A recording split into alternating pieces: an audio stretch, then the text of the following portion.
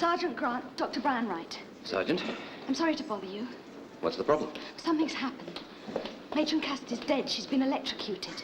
I'm sorry. Sergeant Grant's investigating the case. Oh, when she says I'm investigating the case, it seems Brian, pretty straightforward to me. Matron Cassidy was trying to switch off the power when she was killed. Well, we don't know for certain she was trying Don't you see? Patrick was right. He said someone would try to kill him last night, and she did, only he stopped her. He stopped her? Patrick. The one that's been in a coma for 2 years? 3 years. That's why I thought Brian might be able to explain better than me. Well, I'm not quite sure what you want, Kathy. Brian, I know this is awkward, but Matron's been killed. I'm sorry, Kathy, but how can I help? Tell him about psychokinesis. Kathy, I'd be happy to give the sergeant a 4-hour lecture on psychokinesis, but I hardly see that it has any bearing on Matron Cassidy's death.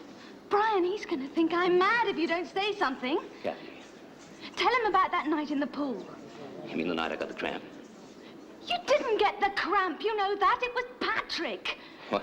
Patrick certainly seems to get around a bit. Kathy, darling. Don't patronize me. I think we should tell him about last night. Oh, I hardly think that's a matter for the police. Are you going to tell him or shall I? Mrs. Jackard. Tell him, Brian. Mrs. Jackard, would you please wait in the car? Mrs. Jackard?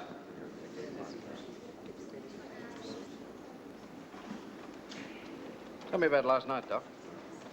You're not really interested in my sex life, are you, Sergeant?